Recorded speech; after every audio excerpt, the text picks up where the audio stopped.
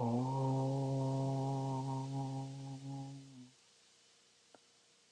Sahana Vavado Sahano Bhunakto Sahaviryangaravahai Tejasvinavadhitamasto Ma Vidvishavahai Om Shanti Shanti Shanti.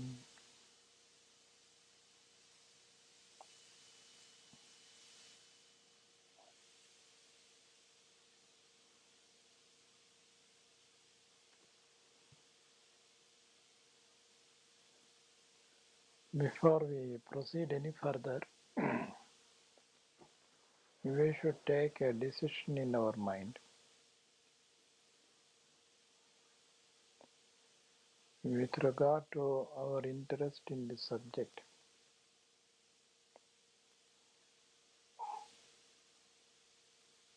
If you are satisfied with the world as such and your present knowledge of it and what you study in the schools and colleges, there is no need to go into the study.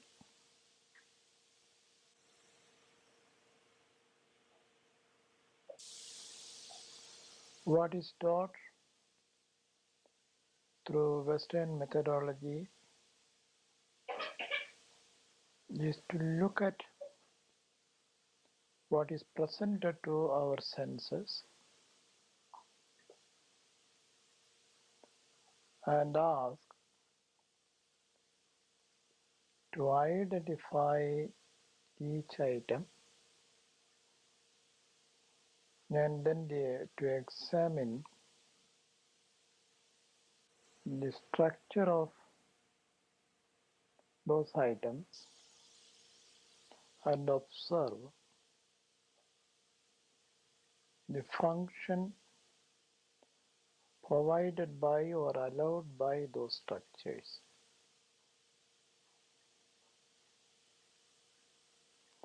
It does not put the question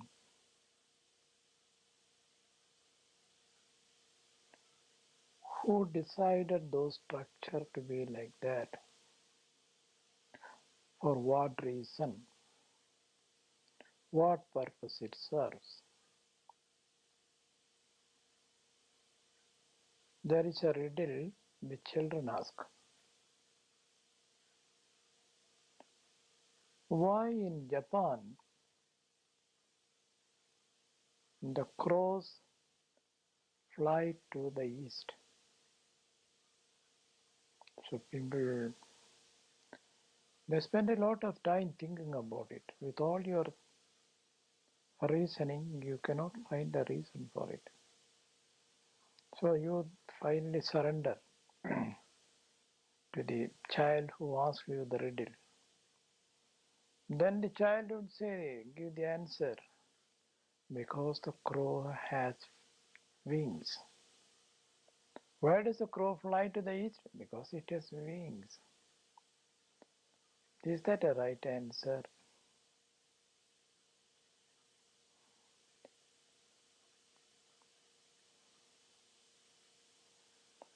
We are not walking because we have legs. We are not reading because our eyes can see the black inscriptions on a book.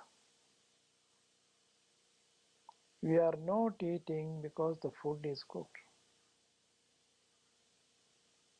Behind it, there is a purpose which helps the whole person. So if you don't derive a total meaning to your life from what you study, what you understand, what you question and what answer you get, it's only a waste of time. So Chattambi Swamy is trying to make us understand that the philosophical scheme he gives will open up to us the meaning of life and the purpose for which a philosophical inquiry is made.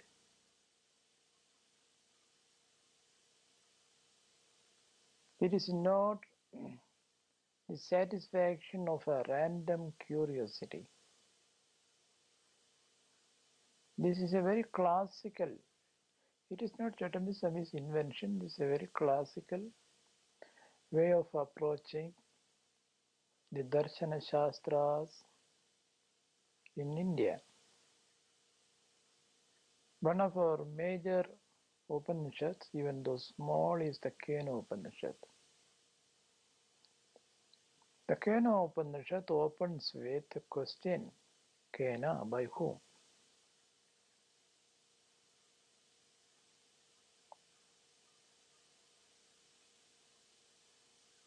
By whose inducement the eye sees, the ear hears, the mind reasons.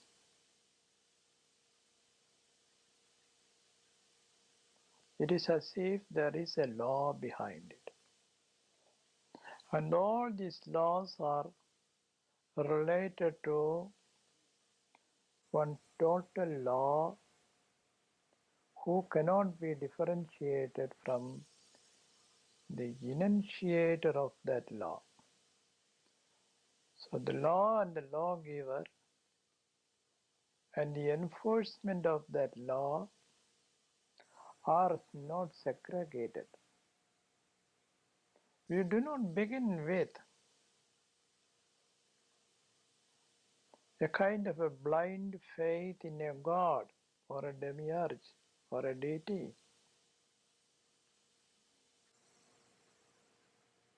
We are putting simple normal questions. Why my eye looks and understands? It not only sees, it looks.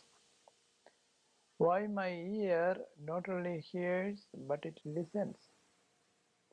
Why my mind is not only fancying, but it can cogently reason.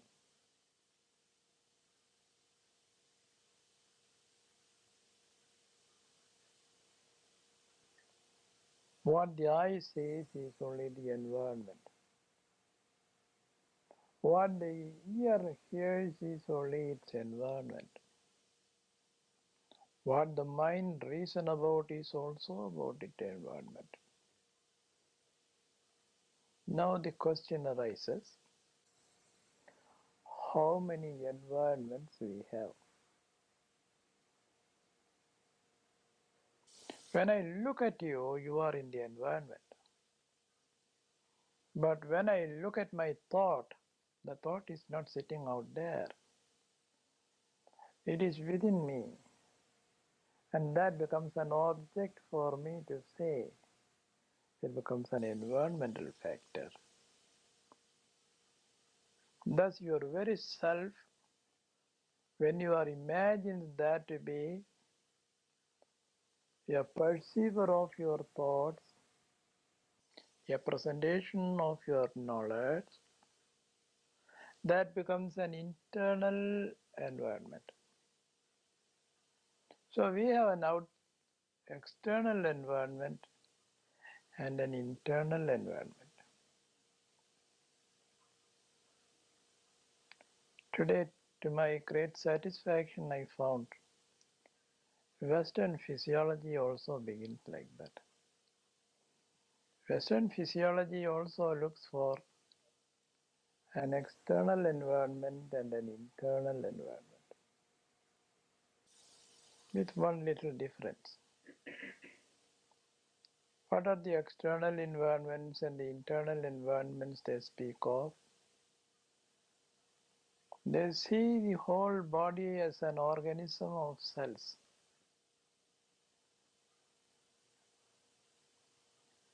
And each cell has within it its own special structures and liquids. Outside is also there are liquids. And what is outside a cell is an external environment of the cell. And what is inside the cell is an internal environment of the cell.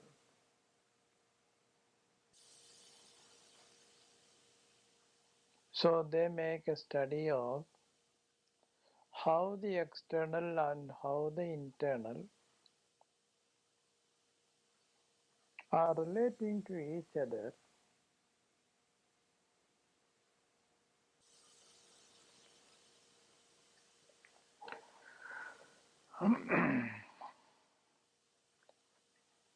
You see, we have, so far as we are concerned as a person, our outer environment is a sound that comes.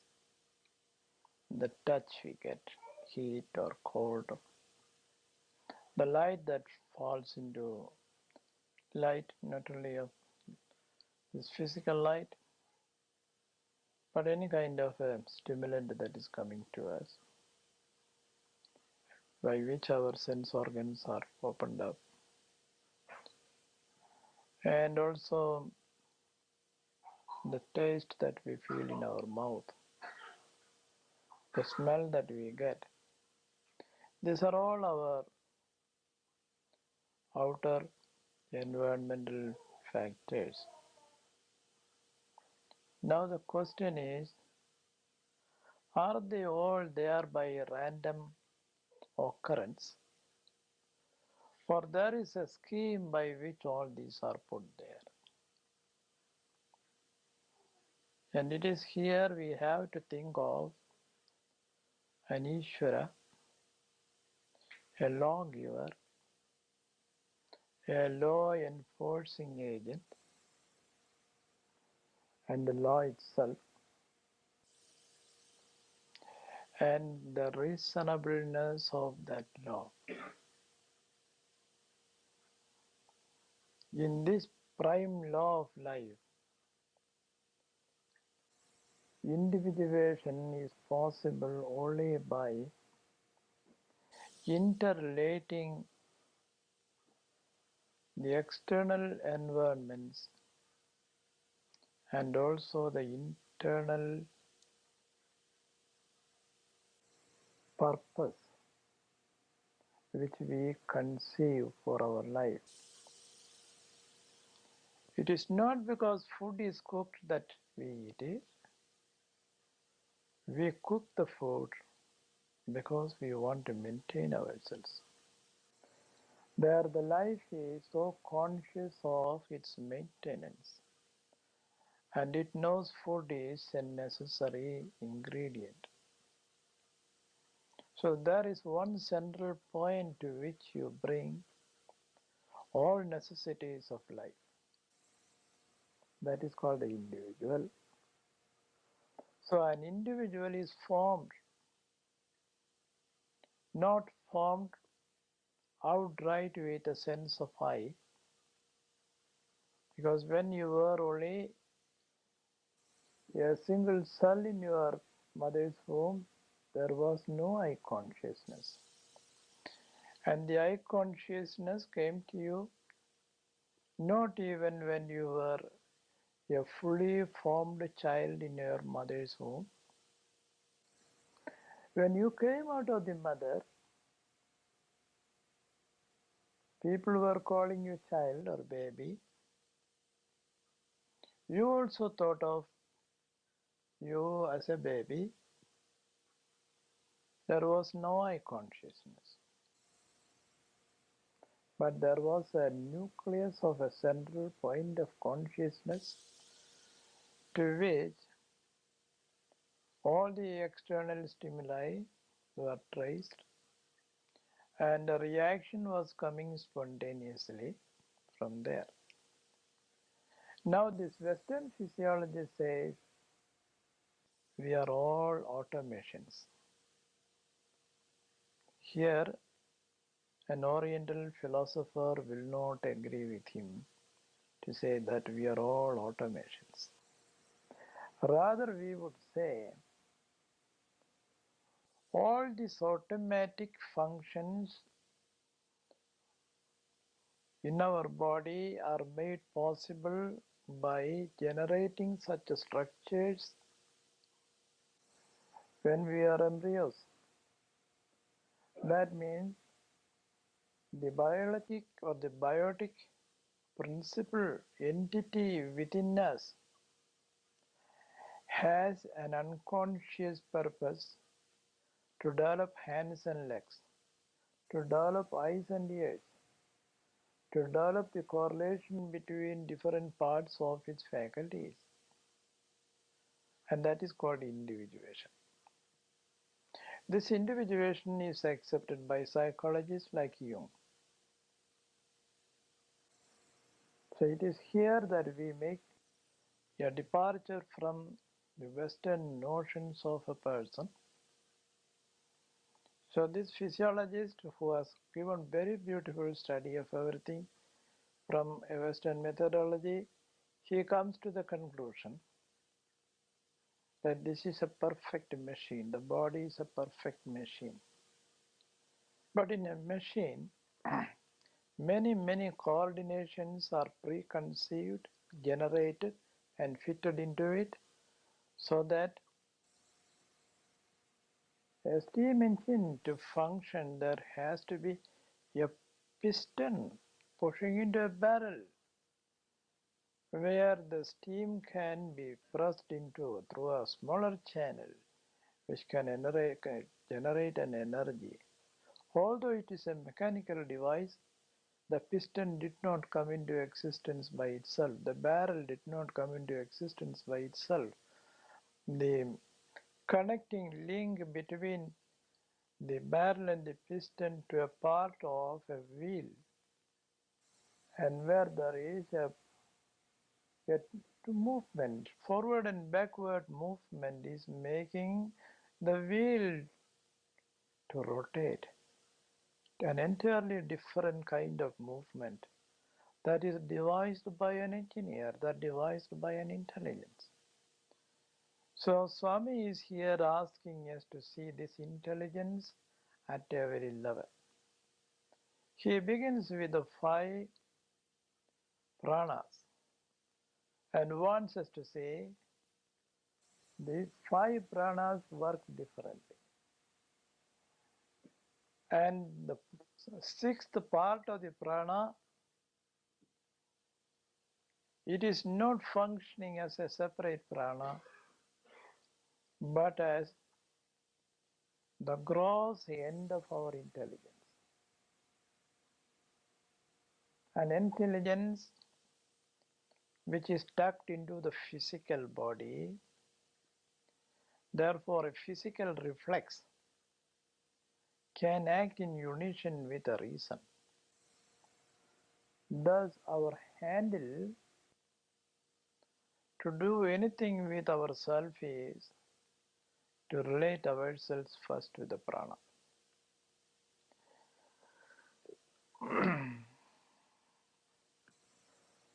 And the individual,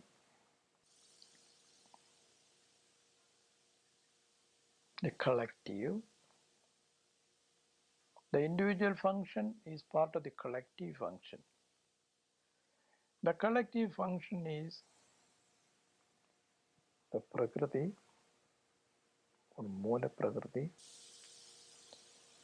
and therefore we should say the outer environment and the inner environment are both generated and controlled by prakriti.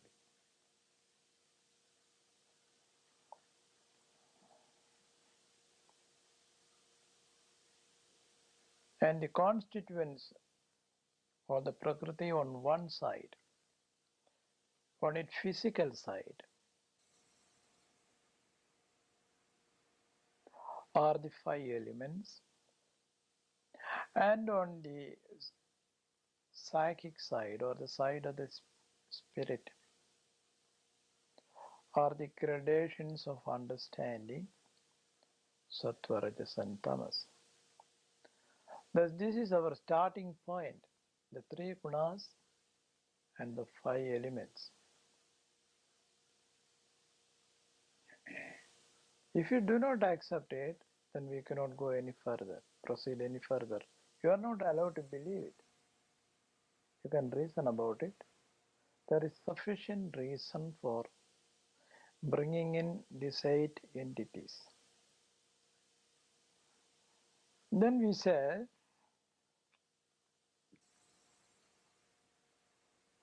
the internal environment.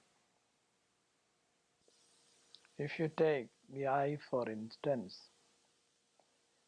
from its stimulation by an external light and its own cortical function and the functions of the visual area, how does it relate with the association areas? How does it evoke previous memories? And what are the biochemical basis of memories? And why should certain chemicals or certain physical laws lend themselves for the purpose of a person to remember all through his life? Once which is learned at the age of 1 or 2 is remembered to the age of 80 or 90 or 100.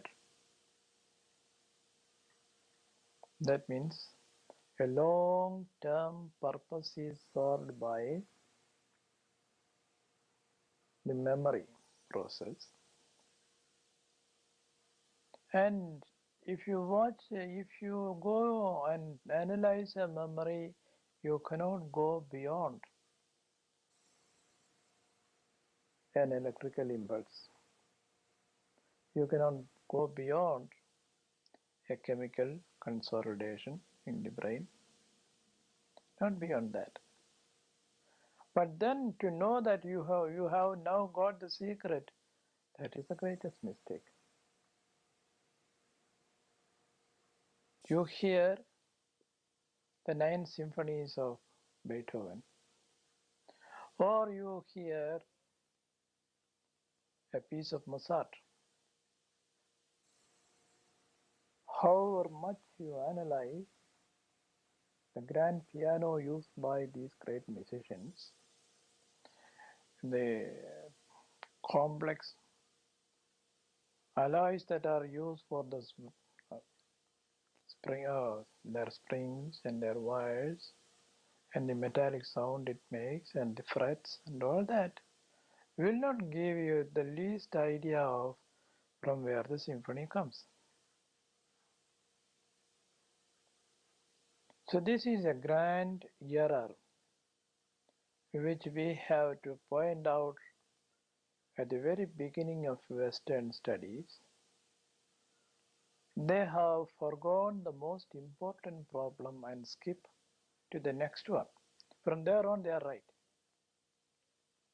Because it's visible, it's tangible, but the very basics is misunderstood. So we say the internal environment, if the external environment is controlled by Prakriti, the internal environment is generated and controlled by the physical and chemical structures of the cells, which are monitored by the teleological purpose of the individuated form of life. It is that clause which the Western science has not. The Western science tells us how the physical and chemical structures of the cells generate the internal environment. But they do not say how they are monitored by a teleological purpose of the individuated forms of life. Now, what is this teleological purpose? Teleo means distance. When you look through a telescope and see the far off stars, it is teleological. Similarly, now for instance, Anil is a young man. Nitya is a young girl. They know that before them there is a whole life. Anil wants to register for acting as an assistant of a nurse in a hospital. Why? Because he is seeing his future. In some far off future, he probably wants to become a person who can love and help humanity by knowing the science of medicine or healing or serving. So he marks something in the distance. That is called the teleology. So all of us are moved by a teleological goal we have in our life. Then we need the equipment for that. So in the Bhagavad Gita, we are told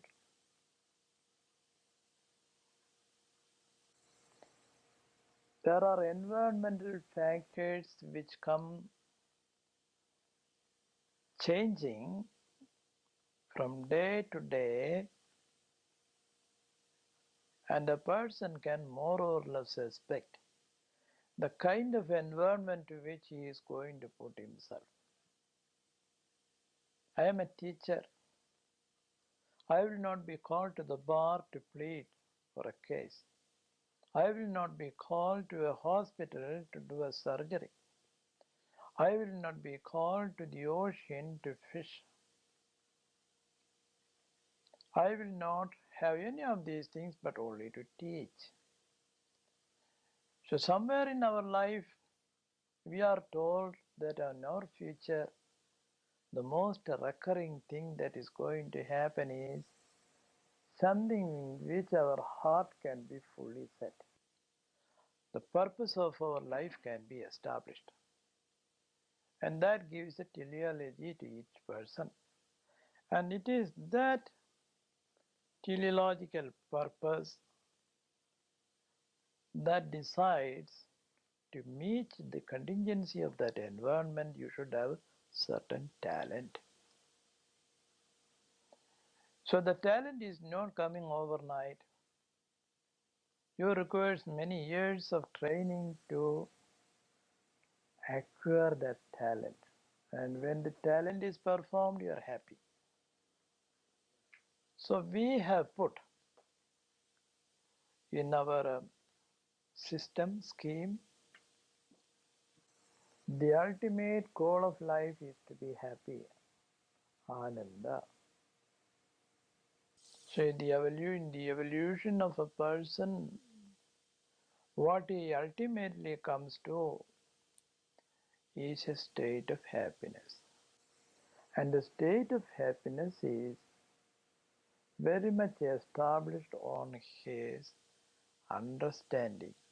So Anandamaya is related to Vijnanamaya. Understanding. That is, not only to know theoretically, but also to perform it. So a science which you can know and also perform it, it's not theoretical, it is practical. So Ananda is related to Vijnana. But before going to the practical, you have to understand the theory. And the theory is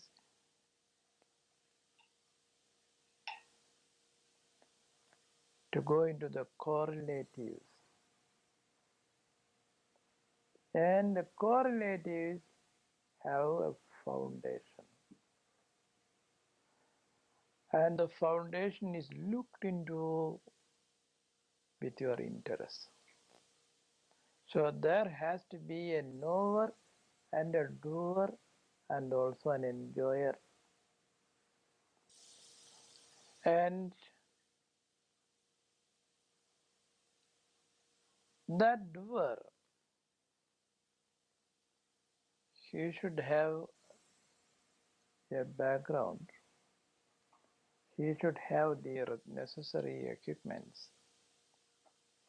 That is why we say here However complicated are our internal faculties, they have come into being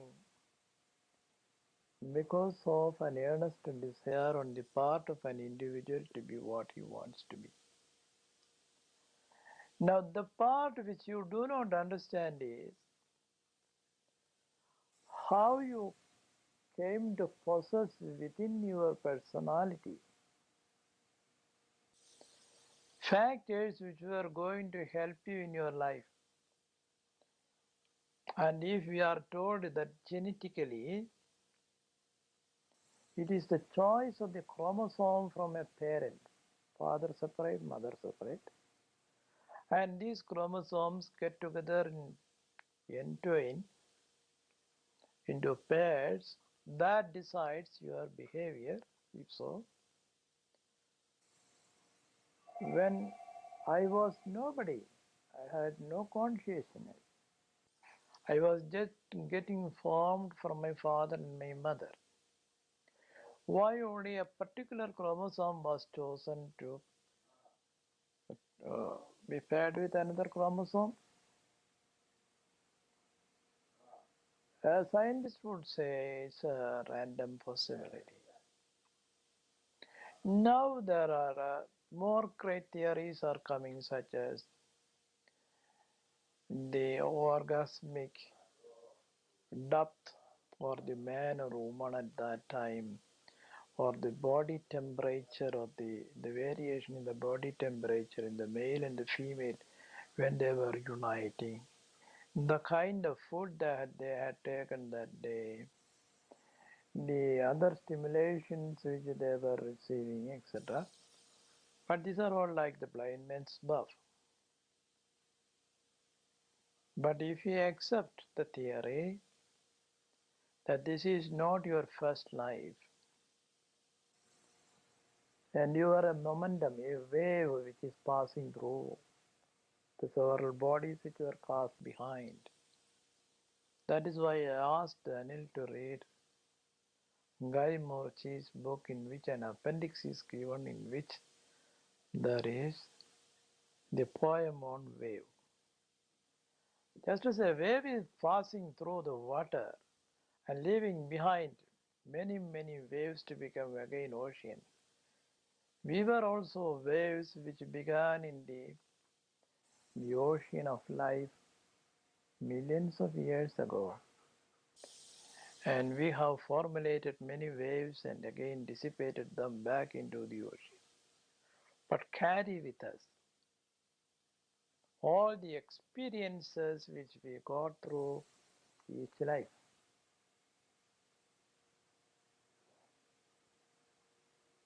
That is why Schrodinger said, if a calf immediately after the birth is going to the udder of the cow, recognizing death there, and suck, and they take milk, from where did it learn it? He says, from the memories of the 10,000 lives it lived already. He says, that is it has become a species, and that species, the mother cow, the mother cow's mother, and that cow's mother, for generations this was happening, so that memory is there. We may call it a genetic memory. But it is not just genetic memory. My interest in life, I cannot relate to the interest of my father or my mother or anyone in my family. I seem to be very peculiar. You seem to be peculiar too. That means just as there can be this physical entity carrying with it certain memories, there is the psychic person behind it also carrying memories. Let us not go into that now. It is only to say that And inner environmental factors are formulated by us as the individual to suit our purposes for the future. That is why I put it here. The internal environment, according to modern science, is generated and controlled by the physical and chemical structures of the cells. And according to us, they are monitored by the teleological purpose of the individuated form of life. You see, the Oriental philosopher is not as clever as the modern Western physician or Western scientist to give the right classification, but they also test the same subject. In the evolution of life, Western people think it is automation, and Eastern people think willed by the inner self for perfection.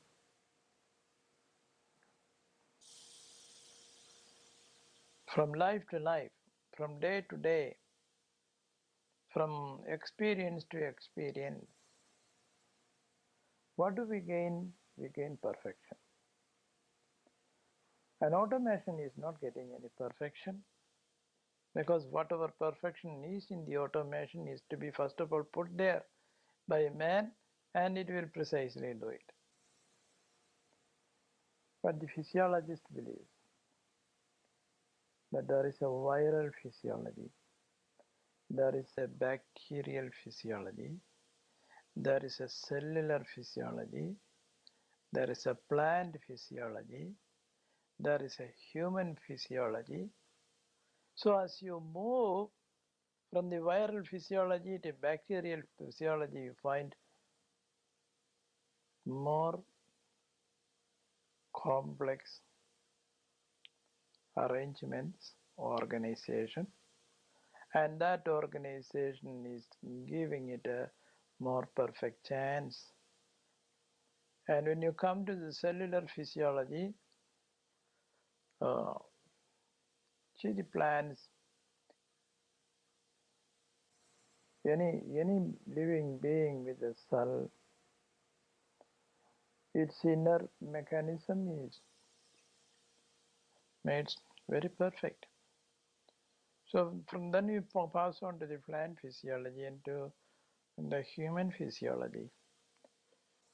As Indians do not know of bacteria and viruses and the difference between a virus and a bacteria, they simply said Andajam, Udbhijam, Shvedajam, Jarajam. There are degrees of development, degrees of perfection. We take the bacteria and the virus, everything into the category of Svedajams.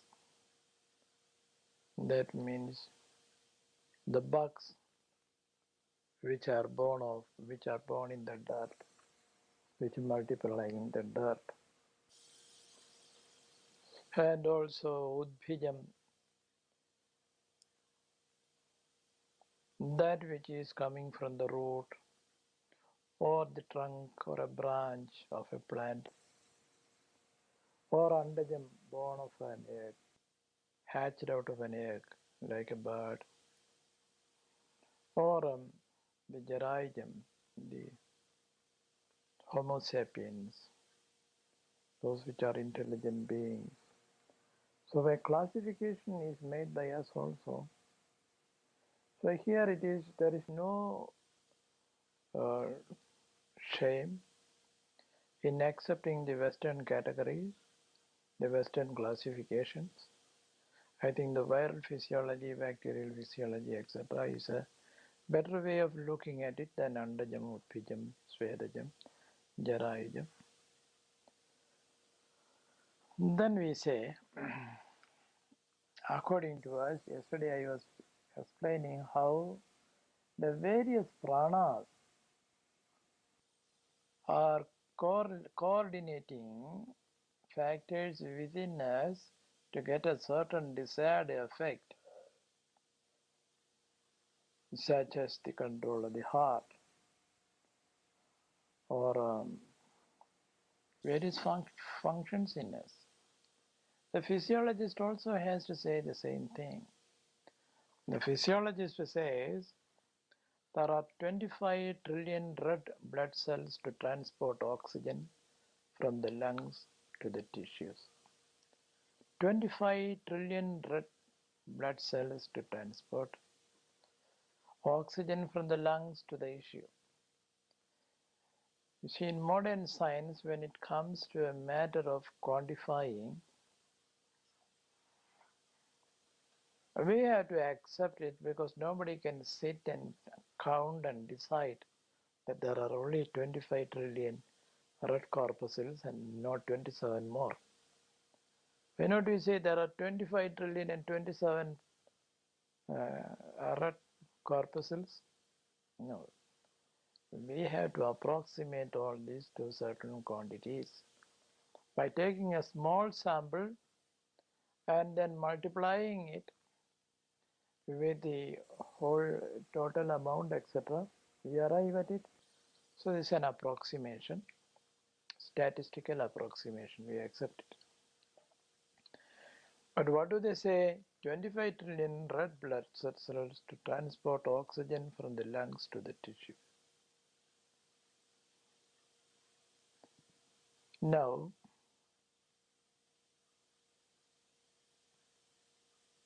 is it a slow process that is happening? No. According to them, in 1 minute, the whole blood in the heart has to pass through the whole body and go to every cell and come back. And if you are active in 1 minute, 6 times it will circulate and come back. What do they do? They are carrying the oxygen. These blood cells have to carry oxygen from the lungs, and the same oxygen, when it is used up, it leaves behind it carbon dioxide. So there has to be a prana dealing with the oxygen and apana dealing with the carbon dioxide. So those technical terms are not used by the Indian uh, philosopher. He only says that the prana has to go to every cell, every tissue, as if it has a purpose in keeping up the health of the body.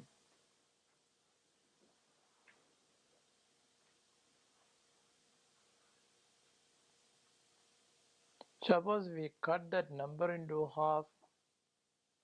Instead of 25 trillion cells going around with oxygen, only 12,000, the person will die. So to keep an organism alive, that is the main interest here. For how long?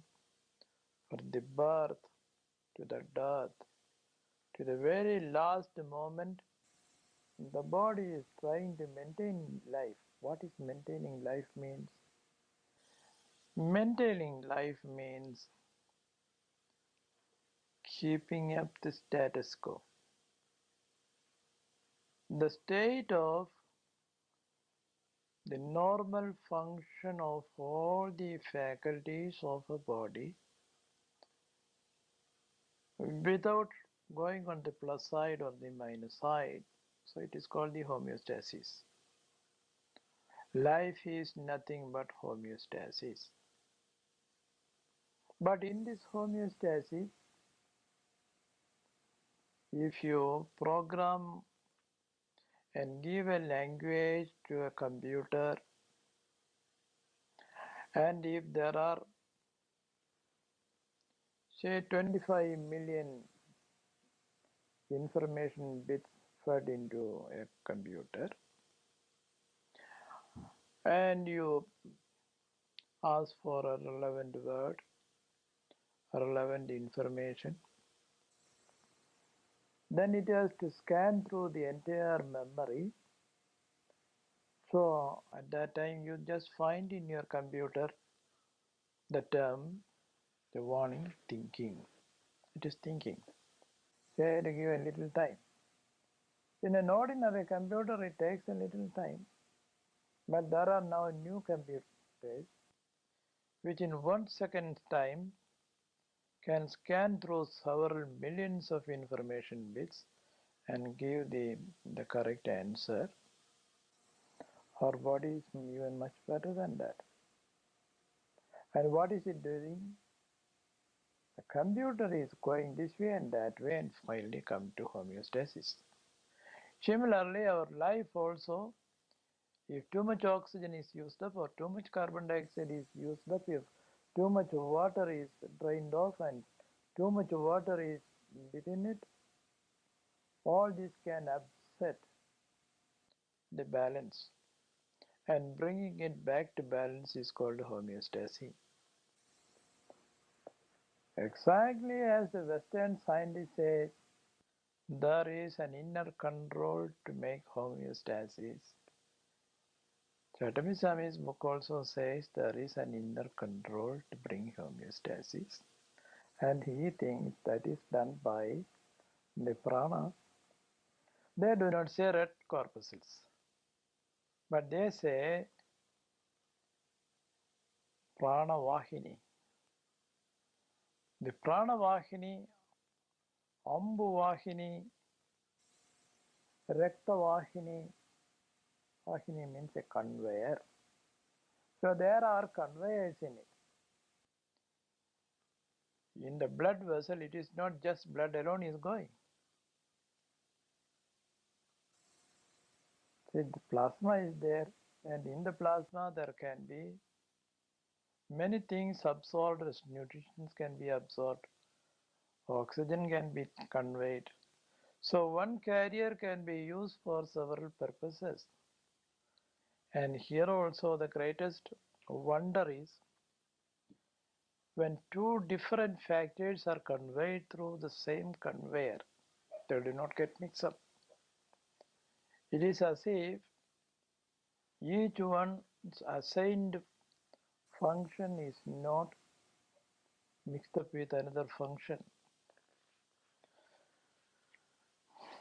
Now, the physiologists claim that apart from the 25 trillion red blood vessels, there are the total is 75 trillion cells which makes the gross body. And who is in charge of the 75 trillion blood cells of the whole body? Prana. And that prana has to be not only where the blood passes, but also wherever the nerve cells come into contact. There has been various kinds of correlations and coordinations given in the nerve cells. Resistance is to be put there, the resistance is to be raised. This is just like a toll gate. A control is there. And the same control is done here by the fourfold pranas, prana and apana, vyana and samana. So we explain on the same method, only our nomenclature differs. We use a different kind of terminology. So we don't call it the inner environment. We call Bahya Akasha, Dahar Akasha. Akasha means a space for certain things to occupy. So for the life to hold itself intact in a body, there are the inner arrangements in the inner space of the individual, Dahar Akasha. And in the Dahar Akasha, there are not only measurable entities, but immeasurable entities are also there. So if you go to Disneyland and get into that program called uh, the Pirates of Caribbean, you get into a boat and then you are pushed into a watery place. You are going through a canal and then you see you are coming to the ocean and the old ship with capsized lying under the water. You think you are also underwater. Thus, the real is hitched on to the illusory there. Similarly, our empirical world is connected with our dream world. And that dream world is also happening into Dahar Akasha. And we go even beyond the dream world, which is the Karana Sharira, or the causal aspect of yourself. To understand the causal aspect of yourself in the physical world, if you attach something which was seemingly cold, and when you touched, you found that it was scalding, so hot.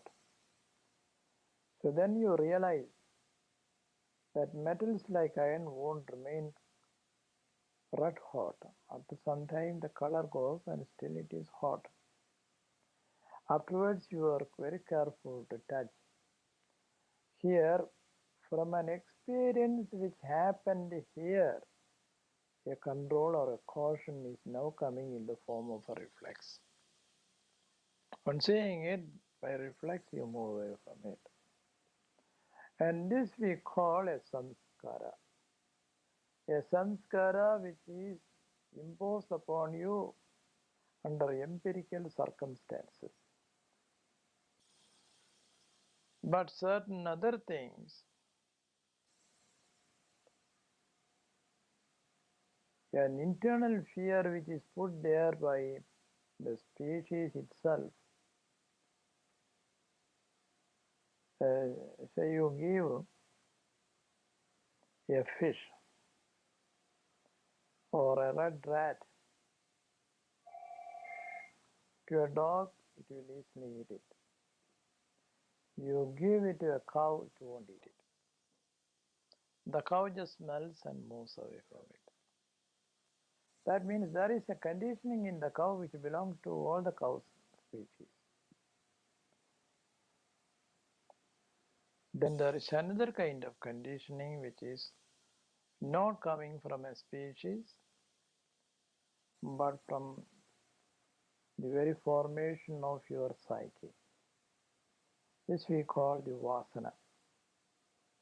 So we think of vasana and samskara.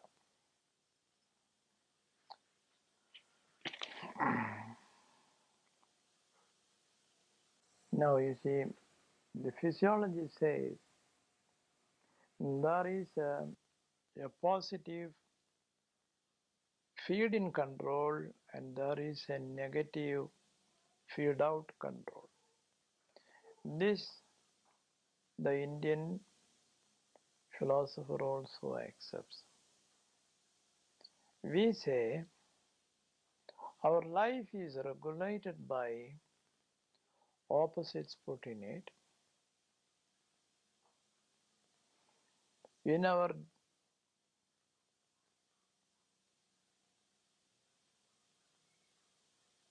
wakeful life, we are feeding in with many kind of stimuli so that we become energetic to work a certain scheme. But after some time, that is going to get on our muscles and our nerves, and so much of toxin built in within us. So the negative attitude comes. You feel sleepy, tired, you go to bed. When you are going to bed, the action is not continuing. There is no feeding in there. But you need some more hours to keep your inner organs alive rather than completely knocking it out. Because if you completely knock out,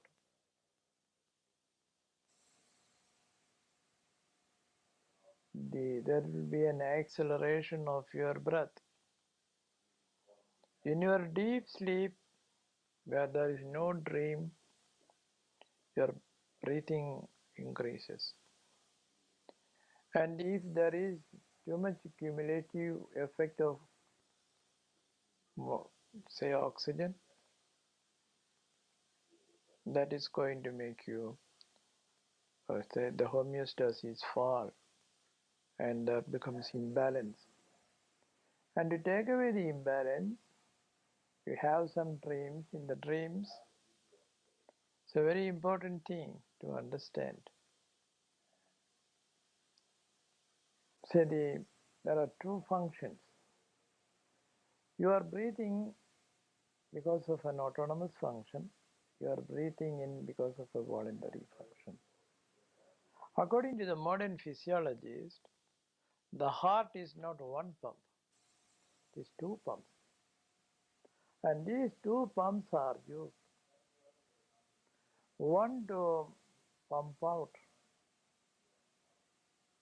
the fresh blood, the other to pump in the spoiled blood.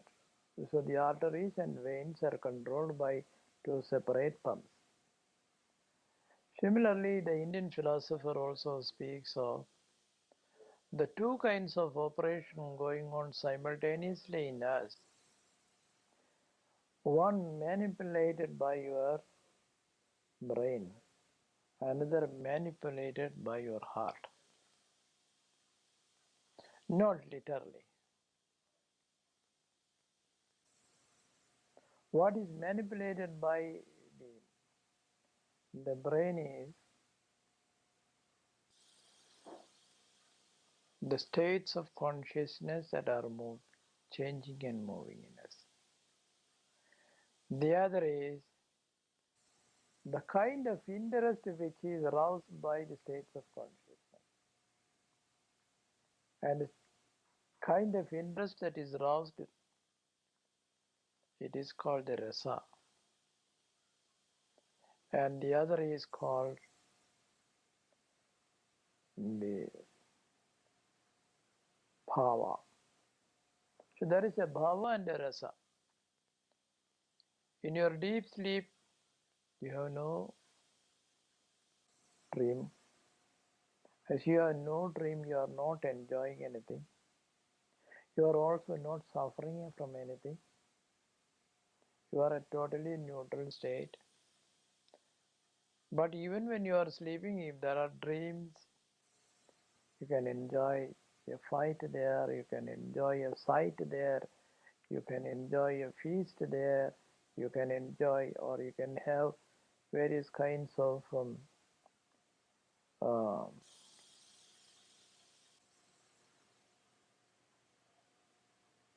anxiety dreams.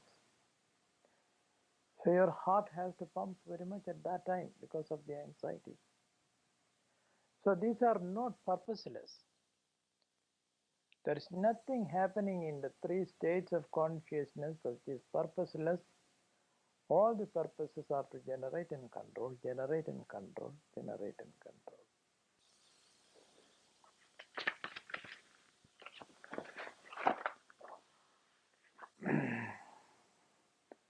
Three modes of the body-mind functions: mind and body in steady state in Sushupti.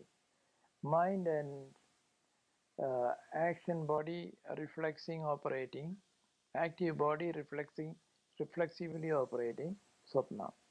Body and mind continuously active, Jagrat.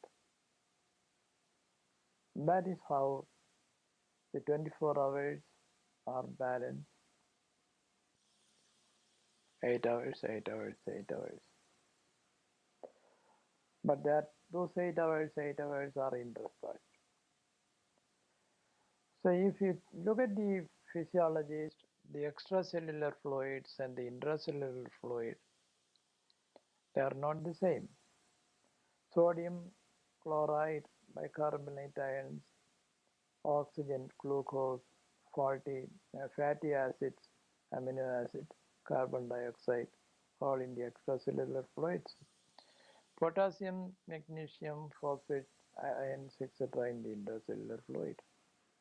But they have to have an exchange. There should be some areas through which a diffusion can take place. This is also done by Vyana and Samana, Prana and Apana. There is a vertical mixing and there is a horizontal mixing. Two kinds of diffusions. But the mechanism which is described by us, by the Indians, is not same as what is given in the Western physiology, where the capillaries is considered very important for the diffusion. But we are speaking again of the prana there. Now to live is to live in the homeostasis, as I said. And so a person whose life is in perfect harmony, we call it yoga. So in the Gita we say samatvam yoga muchyate. It is to keep up that samatvam where the yoga is. To live is to maintain homeostasis. Then the twofold control are the voluntary autonomous and the autonomous unconscious. That is a Western. But the Oriental say Vishayavritti, Samskaravritti, Vasanavritti, Karana Chaitanya. What is Vishayavritti? Vishayavritti, you are interested. So if I ask you, Anil, shall we go for a walk? You say 15 minutes. Why? Because you are very much interested in that program which is coming on the television. What is it? Vishayavritti. Because it is interest which is programming your mind at that time. Then, say if you are a thoroughly westernized Western boy, born of Western parents and Western, you won't find that inner need to sit and listen to a spiritual talk. That is called the samskara vritti. Your parents have certain samskara, so you also take on to that samskara. Vasana vritti, whether your parents add or add not, because of a previous development of your psyche, in this life also it continues, we call it the vasana vritti. Then what is beyond consciousness in the sushupti, what is lying dormant, we call the karana chaitanya. So this is how we can compare our Eastern studies with Western studies. So diffusion between extracellular fluid and intracellular fluid as an act of Vyana and Samana is given, which in Western is the capillaries which have pores. But Eastern people do not say capillaries. They say Sahacharya Sambandha.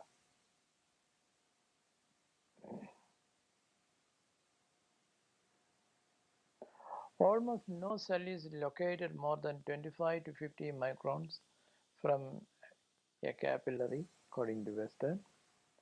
But we put it like this. We say Adhikara, Khara, Mrudu, Lola, Tanu, Sukshma, Karanam. There are things which won't dissolve, which won't cannot be digested, etc. We call it Yati Khora. Then some with our in digestive juices, etc., it can be broken up.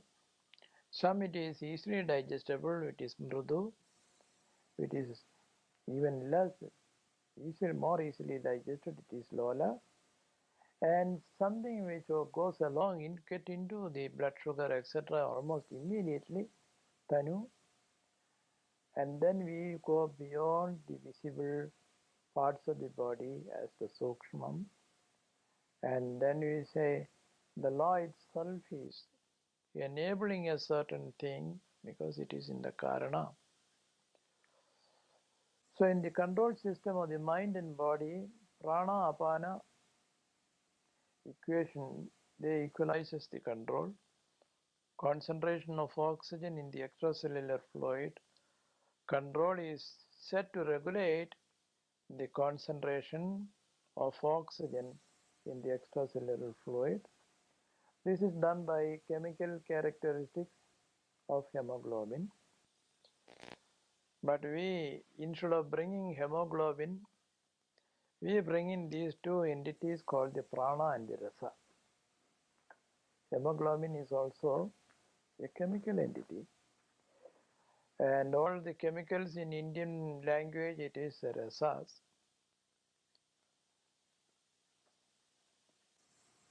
When we pass on from one rasa to another, such as from erotics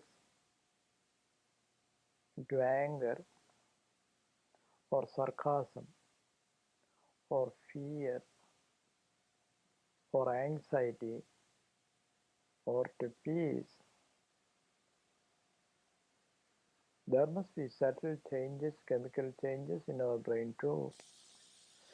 But we do not locate then the brain in the brain, we locate the rasa in the heart.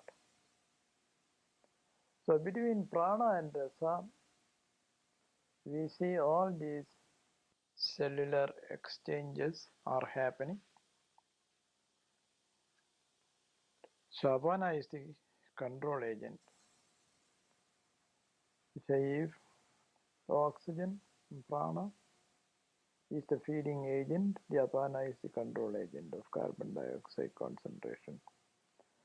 Rasa is activated by our consciousness and the whole character of our life. It's the personality trait which is deciding which rasa to be made uppermost for the time being. So it is the very fascinating study when you take, if you make a comparative study of Chattambi Swamy's book and modern physiology or modern science, we will not find him lacking in any of the details. So perfect. I want to build in the mind of Indian people that they are to be proud of their teachers rather than thinking that they are old-fashioned people who does not know any subject. The physiology book which is written by a professor who is paid $4,000 to $8,000 a month, and they have gone to university. But this is written by a simple man who was not paid by anyone for anything. And when the Trivandrum Secretariat was built, he made a living by carrying mud on his head as a head porter. That's the kind of man who is on par with the best professor of any university. So my heart aches when such a person is not really respected by his countrymen and is not given his due credit. That's why people who have seen the East and the West, both of you who are intelligent and for whom this heritage is already there, I want you to prepare yourself to learn the philosophy of our best philosophers. That's all. Om Purnamada Purnamidam Purnat Purnamadachyade Purnasya Purnamadaya Purnameva Vasishyade Om Shanti Shanti Shanti